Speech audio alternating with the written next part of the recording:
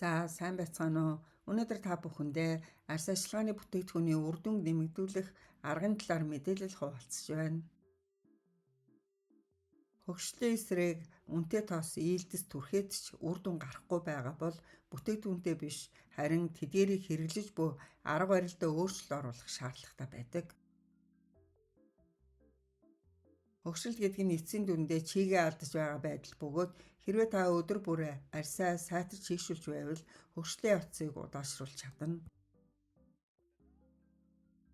Дэлхийн тэргүүлэх арьсны эмч нарын зөвлөдөг таны хэрэглэж буй тос, серумны үр дүнг 9 түвшинд 2 дахин нэмэгдүүлэхэд туслах дүрмийг хуваалцж байна.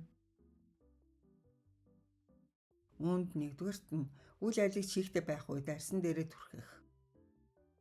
Нас ахих тусам чигээ агуулмж буурч өндөр наснуудын хувьд чигээ алдагдал ойролцоогоор 50% хүртэл буурдаг байна. Арьс хамгийн сайн чигээ авах боломжтой хугацаа бол нүрээ угаасны дараах 3 секунд юм. Нүрээ угааснаас хойш 10 секундын дараа арьсны чигсэл 8% орчим буурдаг гэсэн судалгаа байдаг. Нүрээ угаасны дараа хөнгө арчина. Арьс чийгтэй байх үед эсийн хоорондын зайд хилж бүтээгдэхүүнийг өнрөө шингээх чадвар нь 5 дахин нэмэгддэг байна. Дараа нь тэр даруйд хойноор эсвэл мистэд цацаад арьсыг чийгтэй байх эхний 3 секундэд багтаан галлеруны хүчил эсвэл чийгшүүлэг тосоод түрхэх хэрэгтэй. Энэ арьс арчилгааны бүтээгдэхүүн түрхэхээс өмнө арьсыг хит хуурайшаас сэргэлдэг юм. Харин ретинол болон хүчтэй хүчлүүдийг чийгтэй арьсан дээр түрхэж болохгүй. Учир нь хит гүн нэвчиж арьсан чочрол үүсгэж болжшгүй тул арьсаа бүрэн хуурайсны дараа түрххийг зөвлөж байна. Америк арьс судлалын академийн мэдээснээр чийгшүүлэгч түрхэх хамгийн тохиромжтой цаг бол цэвэрсний дараа буюу арьс цэвэрхэн бага зэрэг чийгтэй байх үе юм. Энэ үе таны чийгшүүлэгч арьсан чийгийг хадгалж уушгаас сэргийлэхэд хамгийн үр дүнтэй байх болно гэжээ.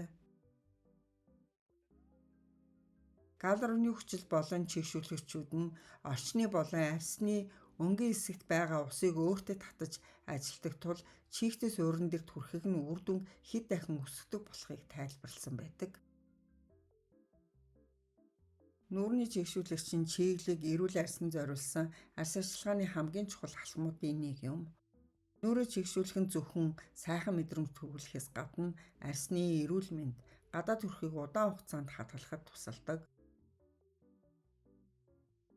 Хоёрдугаарт нь шингэнээс өтгөн рүү түрхэх дараалал. Бүтээгдэхүүний молекулын хэмжээ өөр байдаг. Хүнд өтгөн тосыг төрүүлж түрхвэл арьсан дээр хаалт үүсгэж араас нь түрхсэн хөнгөн бүцтэй ээлжээс арьсны гүн рүү нэвтэрч чадахгүй гаднаа хоцордог. Ерөнхийдөө таны арьс арчилгааны дэглэм хамгийн хөнгөн найрлагаас эхэлж хамгийн хүнд хүртэл үргэлжлэх ёстой. Энэ таны цэвэрлэгчээс эхлээд дараа нь тойник, серум, нүдний тос, эцэст нь чийгшүүлэгч байх ёстой гэсэн үг юм. Чийгийг арьсантай шингээсний дараа төгжиж байж удаан хугацаанд чийгшүүлэлт нь хадгалагдана. 3-дугаарт нь найрлагуудын шидэт хослыг ашиглах. Зарим найрлага нь хоорондоо нэгдэхээр бие биенийхээ үр дүнг идэвхжүүлж хөгшлийн эсрэг үйлчлэгээ үзүүлдэг. Тухайлбал витамин С болон нарны цэцийг өглөөгөр хэрэглэх. Витамин С болон нарны цэцийг хослуулан хэрэглэх нь антиоксидант тул нарны цэцний хамгаалтын хүчийг 2 дахин нэмэгдүүлж нөсөө толб үүсгээс найдвартай хамгаалдаг болохыг баталсан байдаг. Мөн ретинол, ниацинамидыг орой хэрэглэх. Ниацинамид нь арьсны хамгаалтын бүрхүүлийг тогтворжуулдаг тул ретинолын хуурайшуулах гаж нөлөөг дарж эсийн шинжлэгдэх үйл явцыг дэмждэг механизмыг баталсан. Түүнчлэн бифтинд нь арьсанд коллаген үйлдвэрлэх дохио өгдөг бол ретинол нь эсийн шинжлэгдэх циклийг хурцлагддаг тул хөгшлийн эсрэг хамгийн төгс хослол юм. Үнтэйг нь их хэмжээгээр түрхэхдээ гол нь биш, өөр тохирсон бүтээгдэхүүнийг сонгоод тасралтгүй зөв хэмжээгээр хэрэглэх нь хамгийн үр дүнтэй юм. 4-р нь химийн зөөлөн гуйжуулалт хийх. Нас ахих тусам арсны үхцэн эсүүд өөрөө унах хугацаа удаашрдаг. Арсан дээр үхцэн эсийн зузаан давхарг үүссэн үед дээрээс нь хичнээн үнэтэй тос түрхсэн ч арс руу нэвтрэхгүй гаднаа үлддэг байна. Тиймээс 7 хоногт нэгээс 2 удаа гуйжуулснаар үхсэн арсны эсийг арилгаж арсыг илүү сэргийг харагдуулахад тусалдаг. Энэ үхсэн эсийг уусгаж арсны замыг нээж өгснөөр дараагийн туснуудын шингэцийг дээцэхт нь хүргэнэ. Гуйжуулснаар хөгшлийн эсрэг үр нөлөөтэй тул химийн гуйжуулагч нь пиццу гуйжуулагчаас илүү сайн үр дүнтэй байдаг байна. 5 дугаарт нь суур эрүүл мэндийг дэмжих буюу дотоод гоо сайхан. Гаднаасад хүрхэж буй бүтээгдэхүүн арсны зөвхөн 20% шийддэг бол үлдсэн 80% нь таны дотоод эрүүл мэндээс хамаардаг. Цусан дахь сахарын өсрэлт нь коллаген болон эластиныг устгадаг гликаз процессыг өдөөдөг тул хоолны дараах сахарыг хянах нь арсны унжилтаас сэргийлэх суурь алхам болохыг судалгаагаар тайлбарласан. Цусан дахь витамин D, төмөр, цайрын хэмжээ хэвийн хэмжээнд байлгах хэрэгтэй.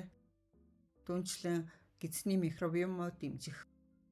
Мөн хоолны дараа 1 минут алхал хийж сахарын өсрэлтийг дарах зэрэг нь арсыг дотроос нь залуужуулж гаднаас түрхэж буй тосны үр дүнг төгс болгоно. Арс арчилгаа гэдэг бол зөвхөн бүтээгдэхүүн худалдаж авахтай гол нь биш, харин системтэй ухаалаг дадал хэрэгжүүлэх явдал юм.